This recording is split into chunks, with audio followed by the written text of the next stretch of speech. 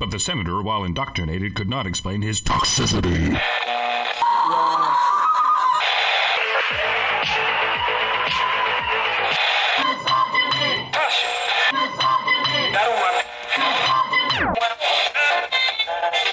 You should not listen to men's rights advocates if you want to know what they have to say.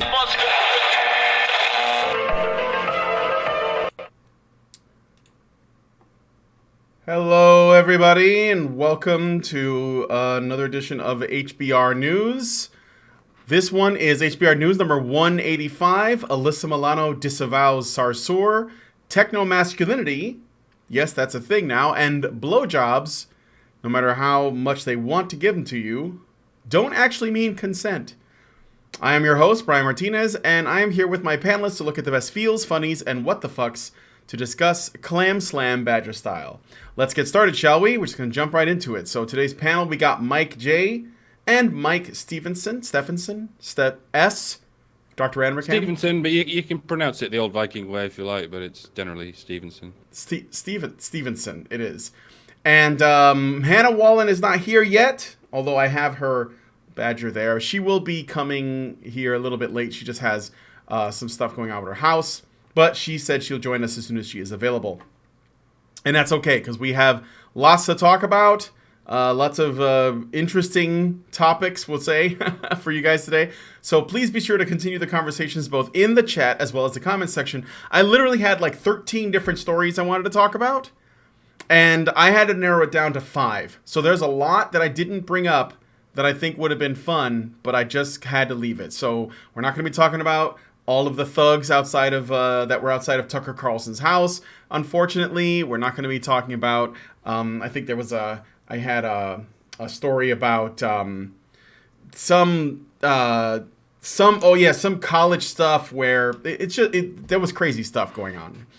So here's what we do have, though. On this week's HBR News Show, we're going to be talking about Alyssa Milano's comments on Linda Sarsour and Louis Farrakhan and other sort of people associated with the Pussy Hat Women's March. I thought it was just an event, but it turns out it's an organization. It's a group. There's a tribe there. We're also going to be talking about the hero of Australia, known as Trolley Man. If you don't know, you're going to, but I guess people who live in the Down Under, the Upside Down land, they probably do know about this. The latest with the Oculus... We all live in the Upside Down land. Yes.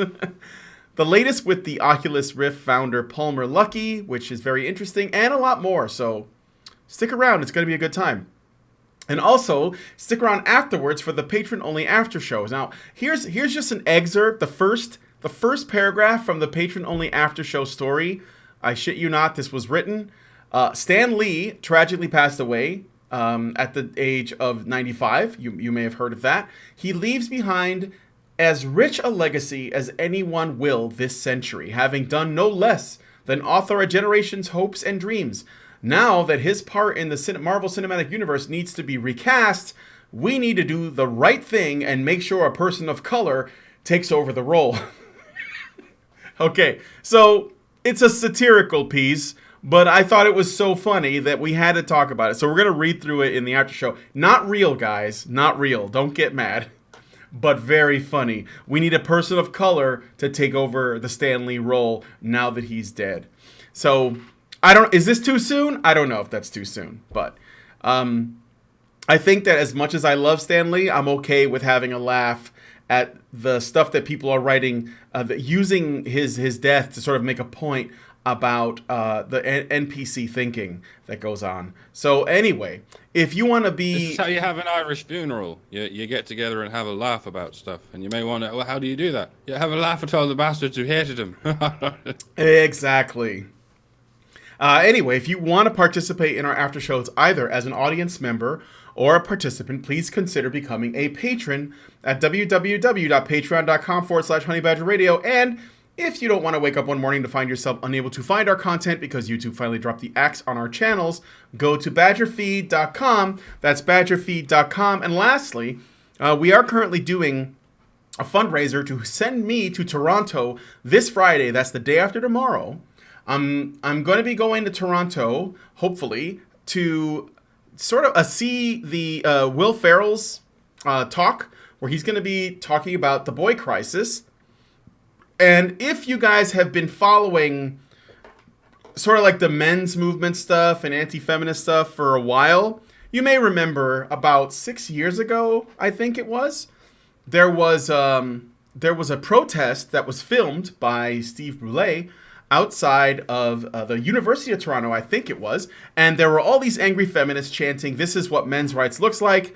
It's actually featured in the Red Pill briefly, along with a specific character that we call fucking Scum Girl. That's Thcum, STHCUM, who was essentially just yelling at this guy who just wanted to go inside and find out what Will Ferrell had to say.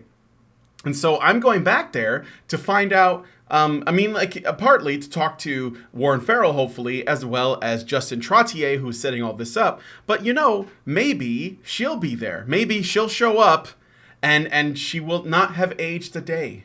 But this is actually, before there was Big Red, there was fucking Scum Girl, I think. I want to say it was the same as the "This is what men's rights look like" chant, wasn't it? It was that. Yeah. It was the same event. Yeah. Yeah. It was that event. Where yes. the police politely did their job and then stood back. I believe some of the cops were women too, weren't they? I think. I think so. So,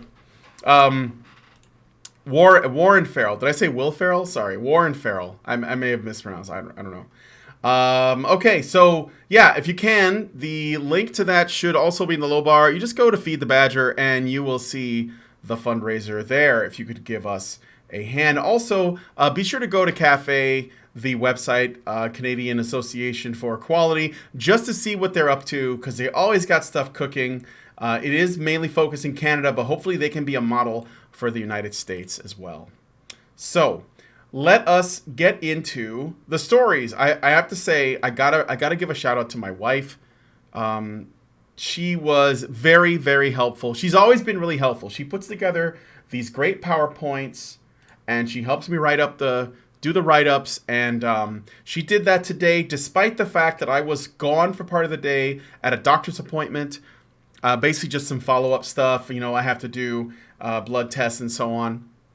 And she had a ton of walks, dog walks. She does dog walking. And she had a ton of work and managed to squeeze this in. So thanks. Thank you, babe. And I love you. So anyway, we're going to go ahead and get into the stories now. So actress Alyssa Milano, you might know her from Who's the Boss, back when I used to have a crush on her. She disavows the Women's March. Now, this is odd because she was a big, big proponent of it and also a big Me Too supporter. But let's get into why and what happened. Actress, liberal activist, and founder of the Me Too movement, Alyssa Milano, has stated that she will not be participating in the next Women's March as she disapproves of the organization's ties with black nationalist and Nation of Islam leader Louis Farrakhan. Uh-oh, somebody noticed. Milano was a driving force behind the massive feminist demonstration, which was initially organized in opposition to President Trump's inauguration last year. On her decision to distance herself, Milano said the following, quote, "Any time that there is any bigotry or anti-Semitism in that respect, it needs to be called out and addressed. I'm disappointed in the leadership of the Women's March, that they haven't done it adequately. Farrakhan's speeches are often filled with anti-Semitic comments, also anti-white, but I guess we're just going to ignore that, and the Nation of Islam is opposed to LGBT rights, beliefs which do not coincide with most pussy-hatted marchers. However, Milano is now being tarred as a racist. Of course she is. Milano's critics often point to her whiteness as a quote-unquote argument." Here's a tweet. This one from Glenn Greenwald. Do you guys know who Glenn Greenwald is? Do you Glenn Greenwald? Yeah, he's some kind of pseudo-intellectual. He often has spats with Sam Harris. That's what I know him from. I know him from that too. I remember Sam Harris went ham on him a while back. But okay, Glenn Greenwald says, "White actress announces boycott of Women's March unless it gets rid of the Palestinian American women and African American woman who founded it, or until they recite from the script she demands." Oh my God. What an asshole. I'm sorry. He's such an asshole. And then there's this is in response to Yashar Ali's tweet that reads, Alyssa Milano says she will not speak at the next Women's March as long as Linda Sarsour and Tamika Mallory remain a part of the leadership and refuse to condemn Louis Farrakhan's anti-Semitism. So conservative journalist Laura Loomer and her tire asked Milano if she disavowed feminist Muslim activist Linda Sarsour, also known as the Cockroach. Milano did not at the same time, 2 weeks prior, but now cites Sarsour as one of the obstacles for her participation in the Women's March, along with the organization's connection with Farrakhan. By the way, before anyone does us for calling her a cockroach, that's what Sarsour means. Yeah, For anyone who doesn't know that yet, we're allowed to say that and not sound like Nazis. Exactly. She's proud of being a cockroach, as a matter of fact. No, she doesn't mind. Also, I did a breaking story on this. Linda Sarsour has ties to, not that, again, it's correlation, not necessarily causation. Thank you, French Honey Badger. He gives us $5 and says, Glenn Greenwald is usually good when attacking the government, and I prefer him to Sam Harris, but that was dumb. Yeah, so she might be, Linda Sarsour does have some ties to the, I don't know if you remember, there was that camp in New Mexico that was training children for school shootings, and one of the people that it was an Islamic camp, and it was actually mostly women that were training their children, sons, to become foot soldiers for Islam. I'm not kidding. This is what happened, and one or two of them were very, like, one of them's like the son of the guy who was Linda Sarsour's mentor. So there are ties there. So I mean, Linda Sarsour is kind of fucked up, is what I'm saying. And the whole thing got swept under the rug. We don't talk about it anymore. Yeah, that New Mexico camp. I mean, they literally found a dead child in a collapsed cave. Yes, there were 11 kids. It's a dead child on a beach, is it? No, not quite. It's all about the optics, folks. Location. But on the topic of this, I'm getting flashbacks to the 2014 Godzilla trailer, where he just says, "Let them fight." Yeah, I was talking about Ken Watanabe the other day because he's in that new Pokemon movie. Oh my god, that looks so bad! And I saw him in it, and I was like, "Isn't this guy like an Academy Award nominated actor? He's got to be crying inside." Yes, but that movie's gonna make bank. It probably is, but then so did fucking. Come on, Ryan Reynolds with Pikachu. It's gonna do gangbusters. That man. prints money. That's printing money. But anyway, back to this. So I gotta. The thing that I find interesting about it is Alyssa Milano seems to be experiencing maybe, I wouldn't say it's cognitive dissonance, but I think what's happening here is that she's almost going to find out that the motivations behind a movement like the Women's March may not actually be based in real equality, or it may not have anything to do with that, and that it's no accident that people like Linda Sarsour and Louis Farrakhan might have some connections to it. In fact, the fact that, what's his name, Glenn Greenwald, comes forward and says that because Alyssa Milano has criticisms of the ideas of people who happen to be, in his mind, people of color, and then just dismisses her as a white woman that should not be talking, who's talking out of place, I hope that she realizes what's going on doesn't really have anything to do with the feel-good sentiments that she probably thought it did. In fact, I think that the Women's March was a highly politicized movement from put together by really powerful people that want more power, and that's all it is. And that's what I think. I bet if you dig, that's what you'll find. But the justifications people use for anti-Semitism a lot of the time are that Jews are in control of everything, or they're disproportionately in control of more than you would expect them to be. That there's the same kind of justifications that one uses against white men, or that the Women's March type organizer type feminists. I'll just call them feminists. That say about the white men, as we know from how easy it is to compare their manifestos with Hitler's manifesto. And I have to wonder, like what side of this fence they're going to fall on, because this is Alyssa Milano like falling down on the side of the hey, what you're saying about Jews is wrong, and I bet she still thinks what they say about white men is right. Like, but I have to wonder how many feminists are going to find themselves just out of opportunism falling down on the side of the fence where they go, no, well, I suppose it's true about Jews as well. So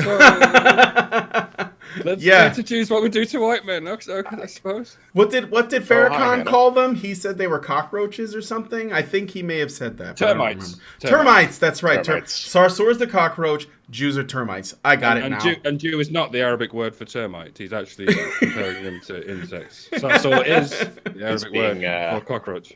Anti-termitic. Oh, that's good. Hannah is here. Hannah's here. Hello. Did you hear what the story was, or do you need a quick refresher? I gathered it just from what Mike said. And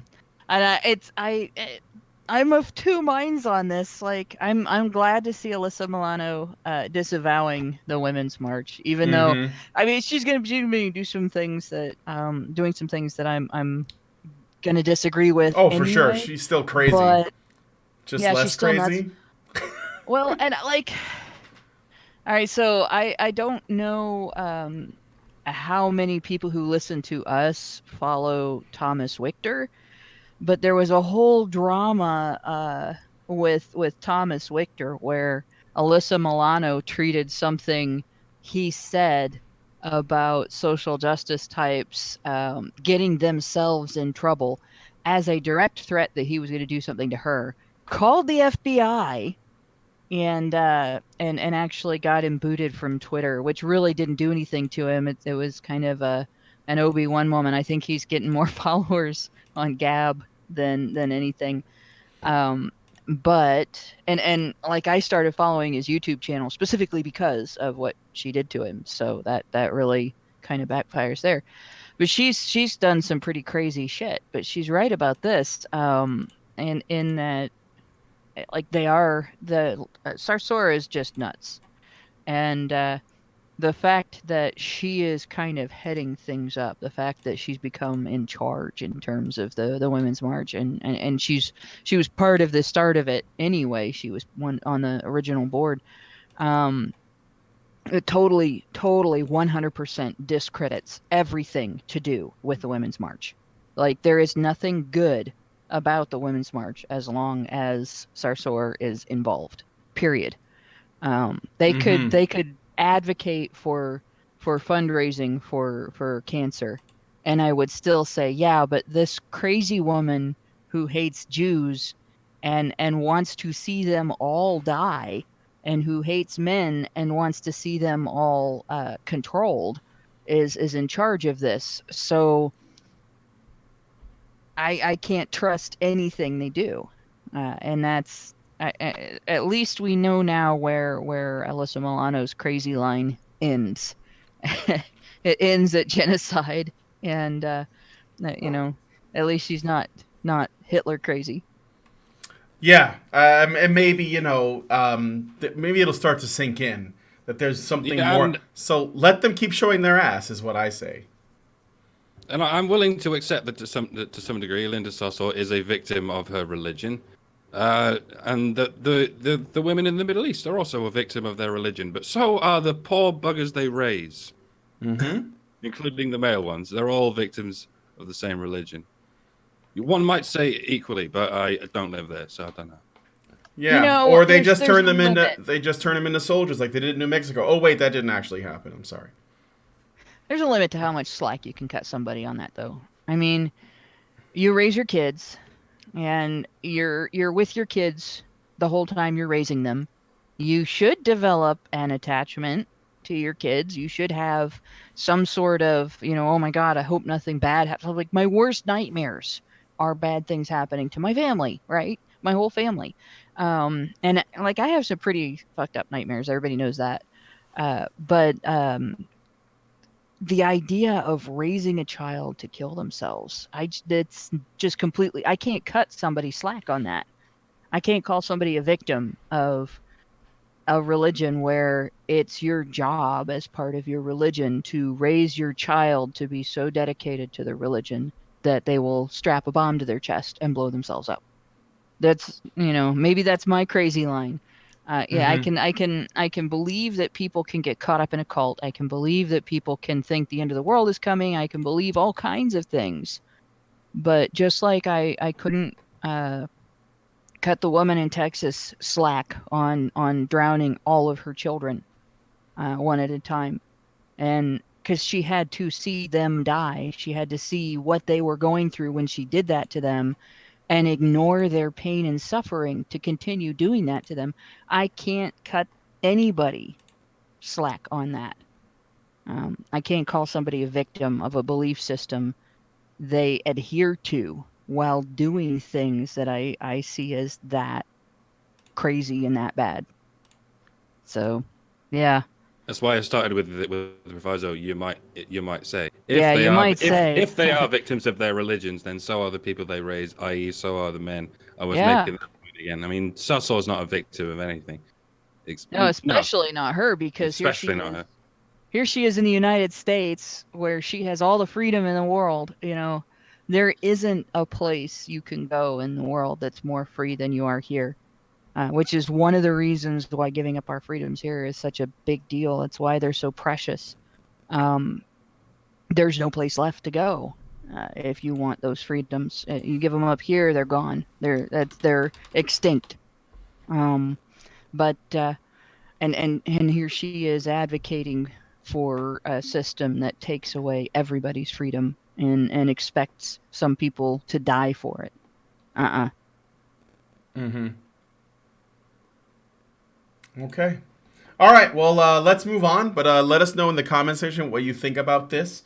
Well, I mean, this is obviously ongoing, and it's we're talking about individuals. So we're just talking about Alyssa Milano's specific interaction with the rest of the Women's March and how people treat it. And by the way, I have friends.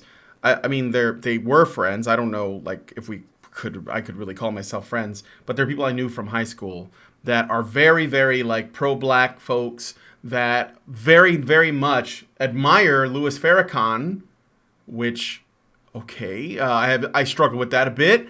And they were also criticizing, vocally, Alyssa Milano for being a white woman that has a problem with black people that are racist.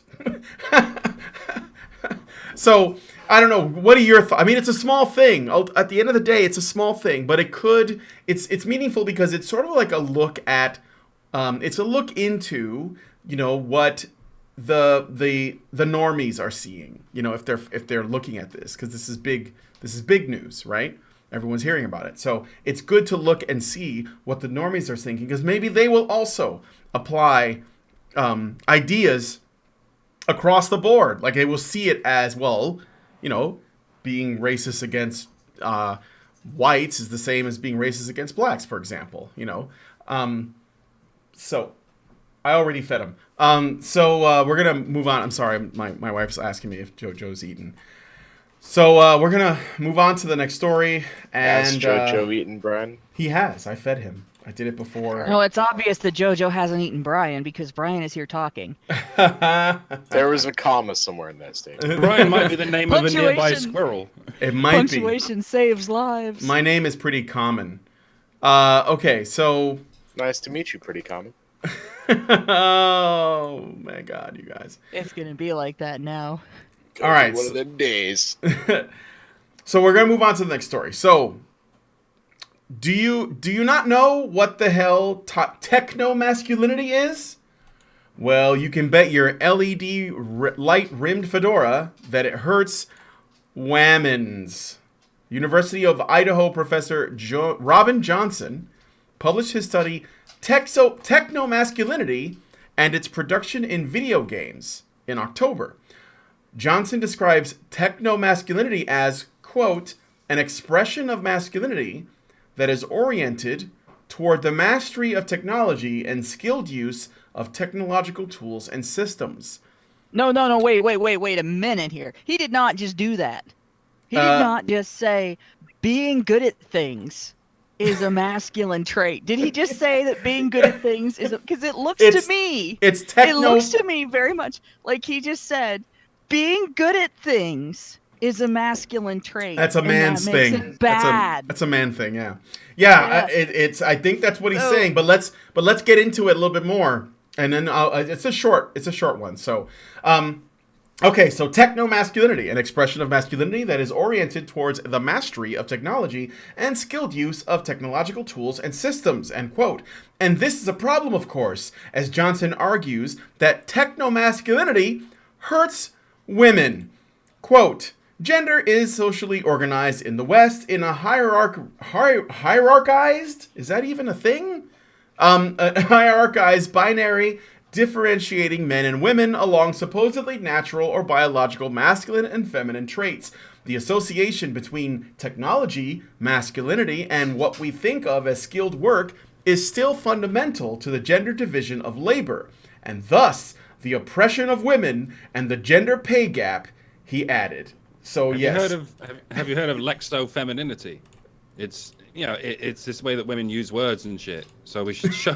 Yeah. Because it's good at making up new words.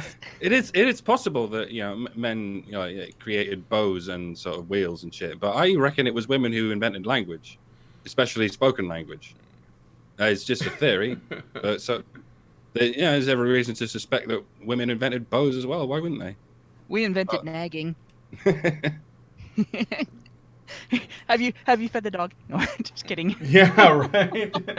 No, you're right. That's not nagging. That's just a question. But no, he did. This seems to be an assertion that being good at things is an expression of masculinity that hurts women. And I just want you guys to know that when I go to the doctor for regular checkups and stuff like that, and I go and have my boobs put in a vise and X-rayed and all that and everything that they call a mammogram, I want the technology to be misread and misused so they don't find out if I have breast cancer. I want whoever's doing that job to just absolutely suck at it, because being a master of that technology, being skilled in the use of that technological tool and system, I definitely am offended if the X-ray tech does her job right. Definitely think she's too masculine, and it's almost always a woman. And of course, if they have to do an ultrasound because she couldn't read, I don't want the person doing the ultrasound to know their shit either, because that's just so misogynistic. if they can tell me that I need treatment or that I don't need treatment, they can make sure that question is not in the back of my head going, what's this lump? What's this lump? What's this lump? I should have to worry about that for the rest of my life, because it's just misogynistic. Yeah. If people who work in technical areas are good at their jobs. I mean, come on. It's so evil. Shame on those people. It needs to end. Thousands of people worked at Bletchley Park. Most of them were women. And that was when computers were invented. That was actually literally the fucking establishment where computers were invented. The tech community and the people who work in it have been largely women and has been woman friendly since the very beginning. So what the fuck do you mean by techno? Well, techno is, you mean techno-masculinity specifically, right? If it was techno-femininity, it'd be fine. I forget what techno means. It's a type of music that used to be. Right? That's what I think of, but boots and pants and boots and pants. I always thought it was cats. Boots and cats and boots and cats and boots and cats. Would that be Puss in Boots? And yeah, if so, sure. if you grab that puss, is it misogynistic? Only if you grab it by the it. by itself. By the scruff of the neck? How did this guy come up with it? So briefly, Johnson wrote in his new piece, and I'm sure this is actually a real academic paper and not one of those fake ones, because those are just ridiculous. I'm going to interrupt. I just want to remind you, this is a guy named Johnson talking about masculinity. Go on. Okay. But just Robin Johnson. So maybe he took it from somebody else without permission.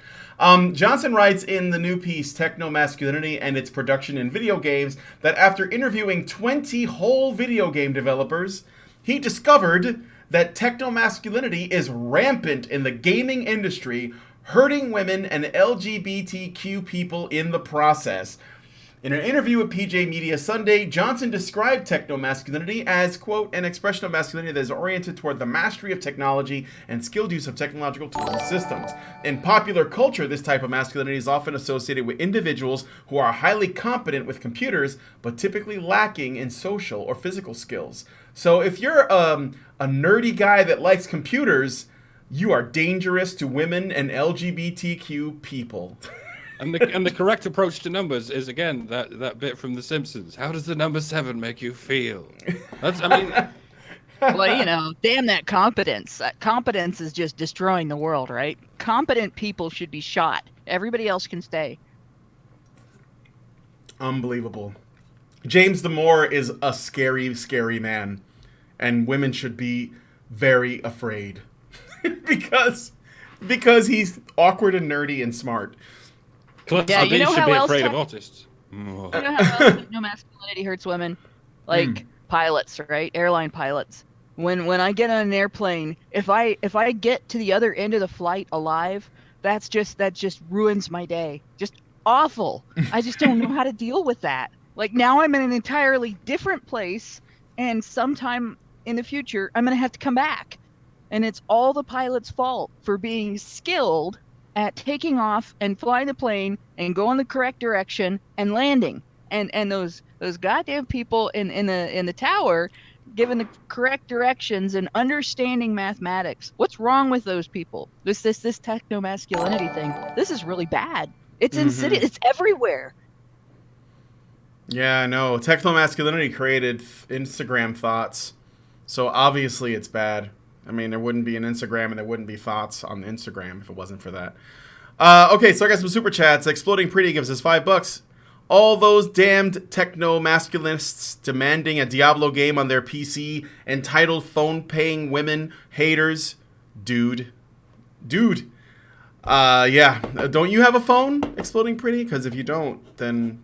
I mean, what's wrong with you? French Honey Badger gives us $5 and says techno prefix means skill. By the way, are you misspelling dude because we can't even say dude anymore? Like it is. Is that a prison term? Does it mean? Oh no! All prinnies, they all spell dude D-O-O-D, so it's okay. That's prinny language. They have to put a dude at the end. Now I don't trust them. Yeah. But they're just little penguin dudes. Well, they do explode. I wouldn't trust them. Or at least that one does. Purple penguins. That one does. They are purple, yeah. Purple and white, yeah. French Honey Badger gives us $5 and says techno prefix means skill, dexterity, industry. It also came to mean artificial, or dare I say, man-made. Made by men. Of course, just made by people. How deep does the problem go? Alan Turing was a man. He wasn't particularly masculine. Yeah, that's true. He was very technical minded. Okay, so so anyway, techno masculinity, look out for that. It's the new thing. It's the new thing hitting the streets. It's I don't know. It's so dumb. Techno-masculinity, the techno-masculinists. That sounds like it should be like a gang in the next cyberpunk game. Yeah, the techno-masculinists. Like an evolution of cyberpunk, you know. There you go. Was cyberpunk, now it's evolved into techno-masculinity. It's like a bunch of bodybuilders on computers. Dude bros on computers. do you even code, bro? Hey, is steam masculinity a thing? Where you wear really big top hats and ridiculously large, like steam-powered gold watches and shit. I'll bet it is. Yes. Your weights are made out of pure bronze, and they're all covered in gears and shit. in before steampunk becomes too masculine. Wouldn't your watch be clockwork? Yes. Well, technically. I think I broke everybody for a second. I don't want anything steam powered touching my skin. Thank you. No. Okay, well, let's move on to the next story, but tell us what you think about that one in the comments section. I look forward to seeing them as always. So now we're going to talk about something positive. They don't happen too often on this show, so I try to jump on them when I can. Mike J, would you tell us a little bit about Trolley Man? Please. Yes, Trolley Man, the hero we need. During the stabbing attack that occurred over the weekend at the Burke Street Mall in Melbourne, or as my Australian friends tell me it is pronounced Melbourne, Australia, one man would emerge as a hero. Michael Rogers, a 46-year-old homeless man, attempted to ram the knife-wielding attacker, Hassan Khalif Shire Ali, who was obviously just an Asian man, but go on. Yes, an Asian man. An Asian man. Of probably a dude. Descriptive appearance, easily a Buddhist. Right. With the shopping cart before police were able to subdue him, the Buddhist, not the homeless man. Yeah, the Asian man. His display of courage has earned him the nickname Trolley Man, and the internet wants to support him. A GoFundMe page simply entitled "Thank You, Trolley Man" has raised over $140,000. The GoFundMe page reads, "We've since learned that our hero, Trolley Man, is homeless and that his phone was destroyed in the incident. We believe his efforts deserve a reward that can really help him out. He's a hero in our eyes, and he can do what he feels best with any funds he receives. He risked his own life that day for nothing in return, and you can't put a price on that." Wait, so he's legit homeless and legit had a phone? Whenever I see a homeless person with a phone, I'm always skeptical, you know. I find that is really strange. You can get a phone pretty cheap, actually. You pay for it one time and it's paid for. And sometimes you just have this phone that's Wi-Fi capable, and you use Wi-Fi. You don't necessarily pay for phone service unless you get cash here and there, and you go buy. This is something that I've noticed in my area. A lot of homeless people have those prepaid phones that even those that are capable of getting online with Wi-Fi are not that expensive. But actually getting into even an apartment, you have to have a credit rating to rent an apartment. You have to have a credit rating to do anything anymore. And it's very easy to turn someone down just because you don't like the way they're dressed, even if they have something like disability checks coming in.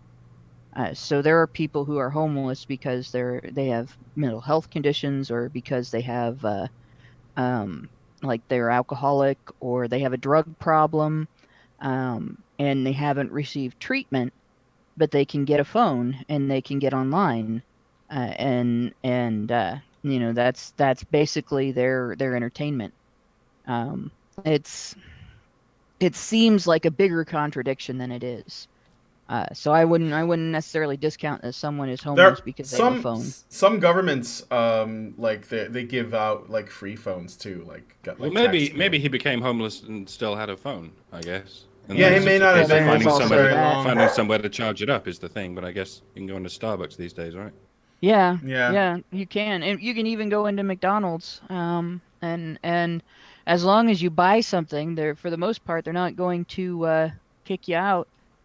But yeah, when I worked, unless you're black, hey. Oh. There we go. But when I worked at the pharmacy, and I used to sell like track phones and stuff like that to people that they could get online with, and they were not all that expensive. And that's been a few years. And people also donate their old ones, because a lot of people that have money, they replace their phones like every year or less. Yeah. I know, like you get like the new phone like every 6 months. And what happens to your old phone? Well, if you're like somebody who's used to getting like new shit all the time, it just suddenly becomes garbage to you with our consumer culture as it is and how much we throw these things away. So it's possible that he could get his hand on a refurbished phone that's only like a year old pretty easily. I would imagine generally it wouldn't be that hard for a homeless person to have a phone, and I also think that probably like the money to maintain having a phone line is probably a lot cheaper than like bills and rent. So I can see how one could be homeless but have a phone. It's actually a challenge to get, at least where I am. It's actually a challenge to get an apartment unless you want to live in basically a shithole. It's a major challenge to get an apartment. Just being able to prove that you work isn't enough. You have to prove that you worked in the same spot for so long, and several other things. They want to know all about your income. They want to know, that you're making basically 4 times the rent, 3 or 4 times the rent. And they look into your history. So if you've been arrested for anything, which being homeless is itself criminalized in a lot of places, they'll arrest you for vagrancy. Once you have something like that on your record, it makes it harder to find a place to live. This is one of the bigger problems, particularly for men who are homeless, because they are less likely to be sheltered. Shelters prioritize women and parents with children.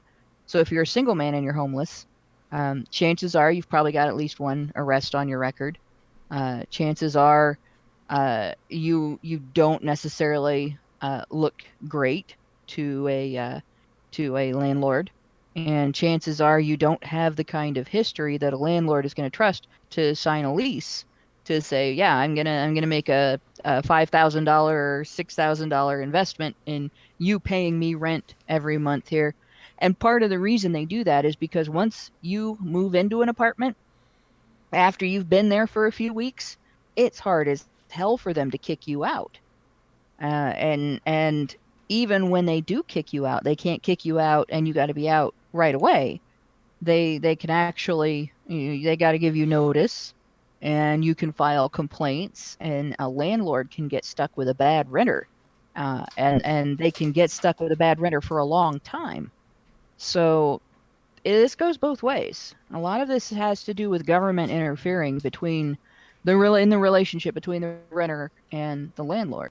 But because of that, yeah, it's the fact is being able to afford a cheap phone, even a cheap phone that can get on the internet, if you have access to Wi-Fi, in which you can at just about any fast food restaurant these days.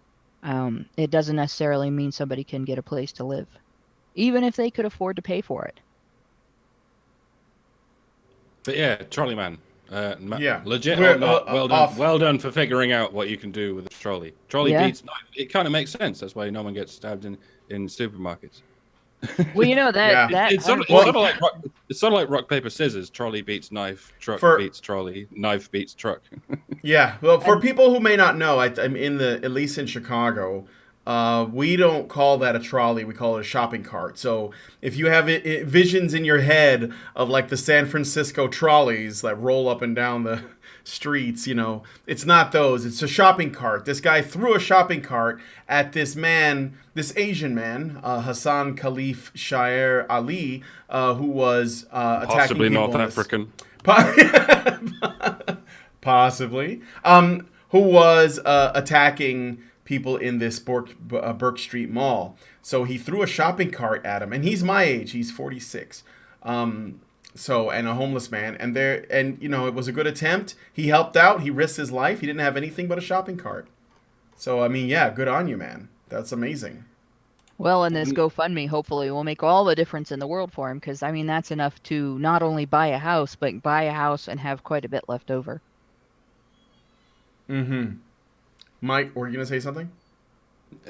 Just remember this: if you're worried about knife crime, just carry a trolley around with you. That keeps a couple of feet distance away from you, and they're pretty sprightly on their feet. Those things. I'm sure Sadiq Khan will ban trolleys at any minute now.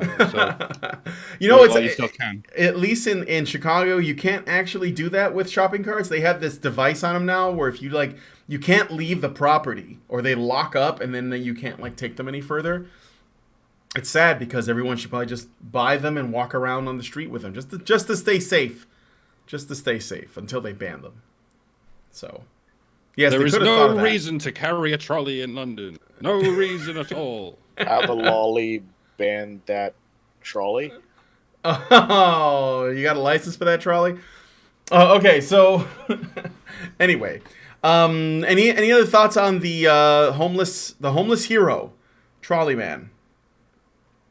No.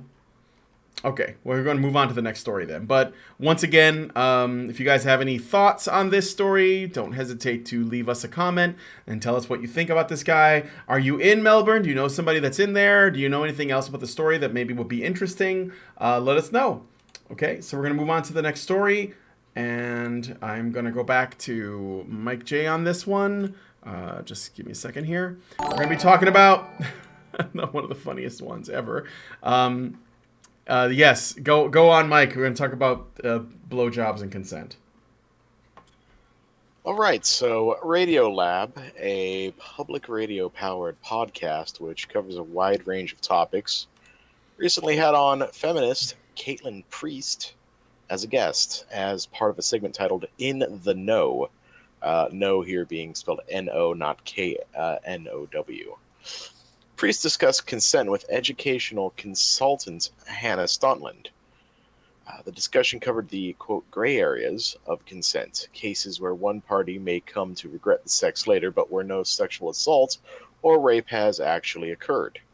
During the discussion, Priest championed the idea of affirmative consent. Stontland then brought up the recent cases of two male clients that she had. One client was suspended from school for 2 years because the girl he had sex with claimed the consent she gave beforehand was not genuine. Another male client had similar action taken against him after a girl brought him back to her dorm room and performed oral sex on him, but had not given a verbal yes before the act. Stontland summed up the school's reasoning in this case by stating, quote, "If you go in someone's dorm room and she touches you and places your penis in her mouth, she has not conveyed consent." Priest then, after much pivoting and deflecting, stated, It's hard to say yes when your mouth is full, but go on. "Well, it's My also mouth rude. is wide open right now. I'm like, It's really what? rude. It's rude to speak with your mouth full as well." Priest then, after much pivoting and deflecting, stated, "What we're doing right now is working against history. We're trying to make progress on this issue of sexual assault and the much larger issue of the imbalance of power as it is distributed between the genders. I'm not seeing the young men that I know understanding the power that they have is so easy to abuse. There has to be some kind of consequences if we're going to see a change." Okay, Fuck that yeah. guy. Fuck Yeah. that guy. Up the ass with a chainsaw. I'm sorry, but like, She has not conveyed consent. No, progress. she's conveyed rape, mate. Progress is not communicating to the world that women have no will of their own and aren't intelligent enough to decide what they do or do not want and are not that don't basically have the balls to say I want this or I don't want this, and that what women do actively do, like take actions with their bodies and do not have done to them but actually do, doesn't matter. That's not progress. It's not progress to like, this guy is actually objectifying women. That is objectifying. You are an object being acted upon if somebody has such a power imbalance that you can perform an act, engage in a behavior, and it's his fault and not yours, and your regret means that you were raped.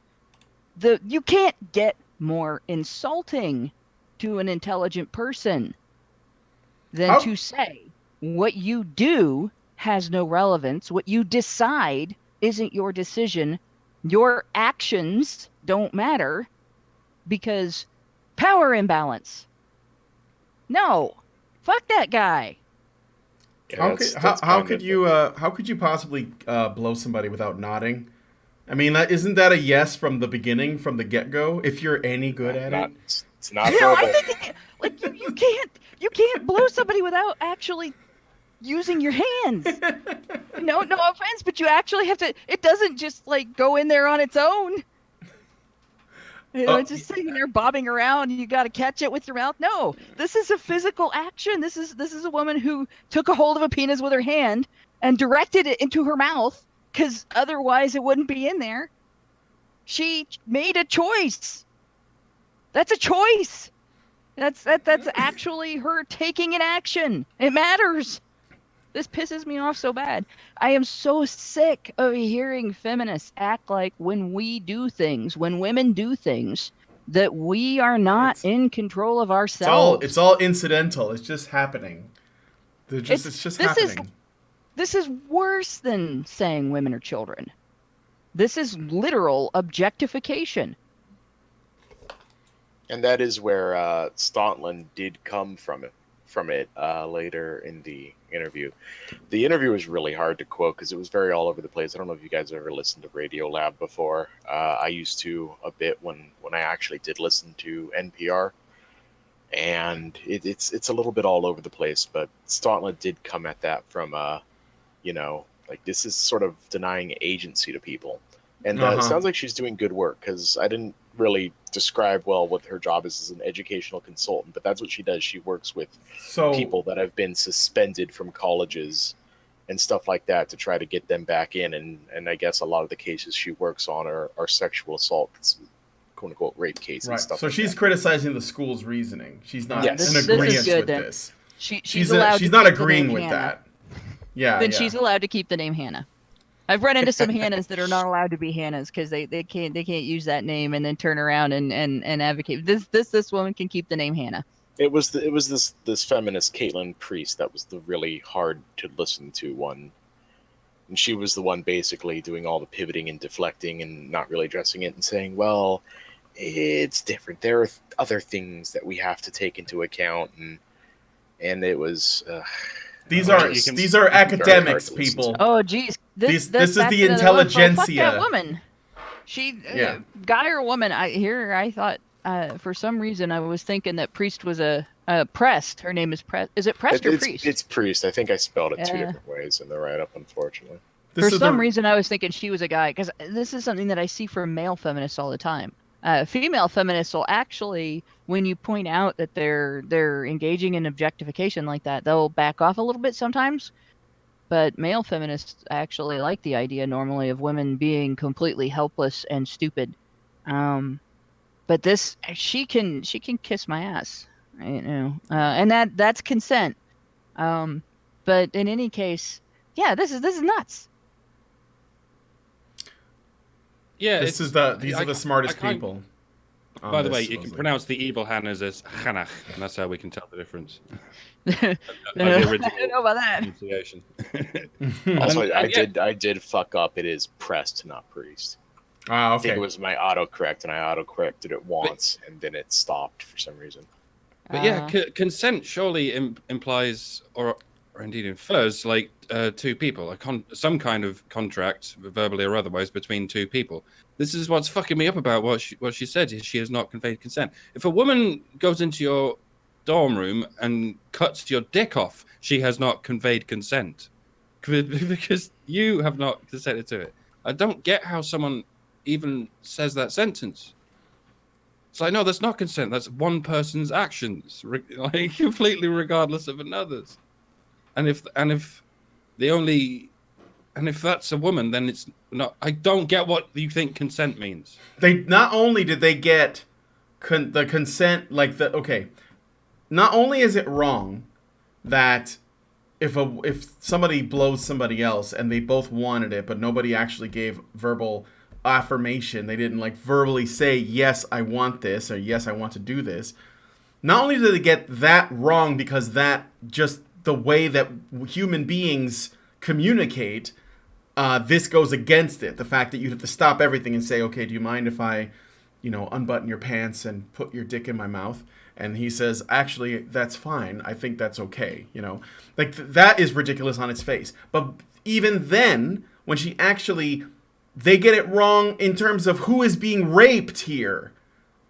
So they're actually, they get that wrong, even though the idea that someone's being raped when they both want it is already wrong. But they also got it wrong in that they make the woman the victim still, obviously, because that's the only way they can do things.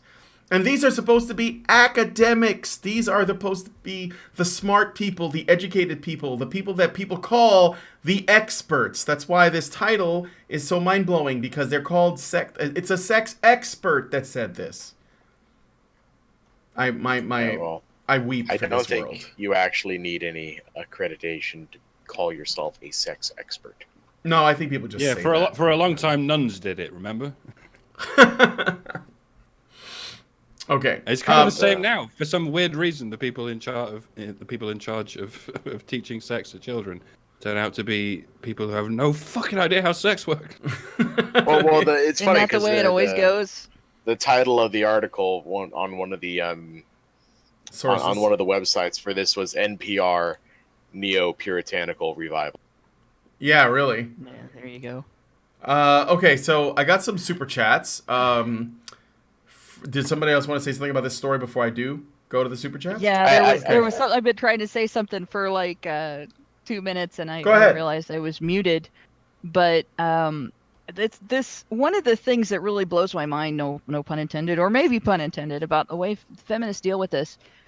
We have human beings in general. We have multiple types of interactions with other human beings on a daily basis, where we do not make a deal as to how we are going to do it. We just there's sort of a social protocol for it, to borrow a pop culture term, and we just do that. When I worked in retail, there were multiple times when I would have people come up to the counter where I was working at the cash register, and they'd be on their phone, and they'd be talking to somebody other than me, and they would put an object on the counter, and I would, scan the object's barcode, and the computer would tell me how much to charge them, and then they would stick a card into an electronic device, and money would be withdrawn from their account. Not a single word exchanged, no consent, no nothing, just actions taken, and then I would hit a button and the transaction would be over, and I'd give them a piece of paper that says how much money I took out of their account using the computer and put into the account of my employer.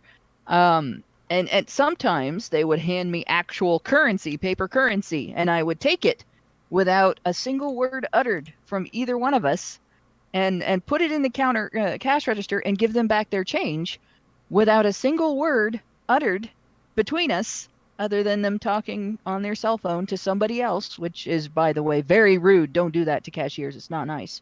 But in any case, all of that would take place, and an exchange of currency would take place. No stated consent whatsoever. That happened all the time. And then, of course, when I was younger and I used to go out with friends and stuff, you'd go out to a club or a bar or something. There's sometimes people get a little drunk and they start a fight. And they go up and they hit somebody.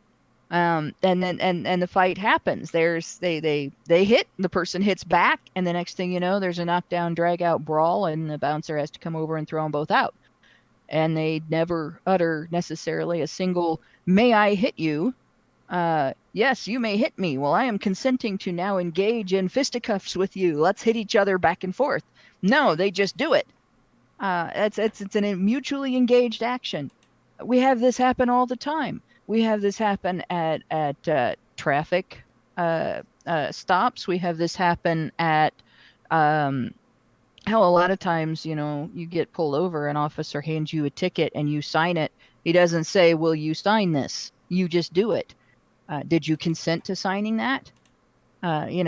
Just all kinds of things like that happen without necessarily somebody asking for consent and stating consent. And sometimes it's things that people don't want to do. Sometimes it's things people are not happy about having done.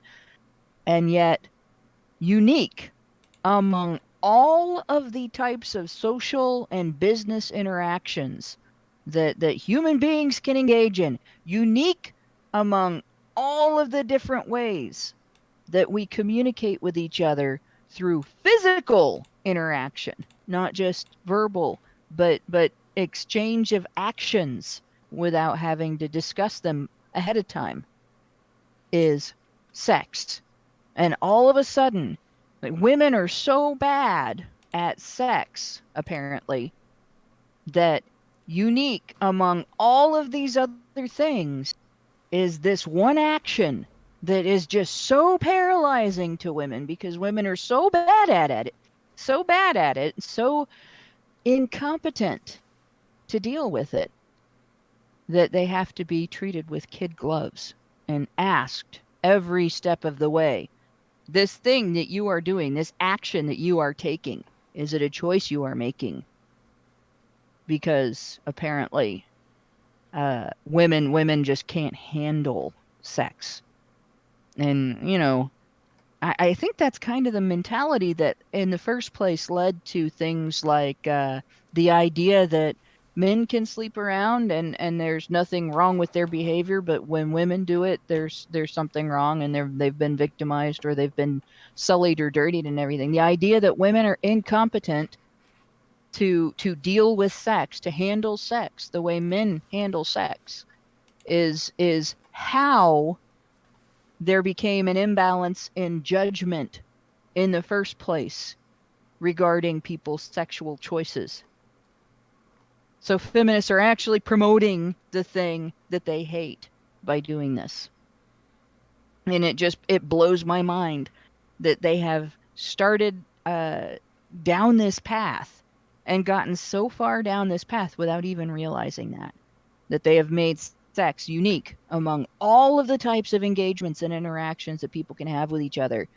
And in that one area of life, have determined that women are just completely incompetent and have to be babysat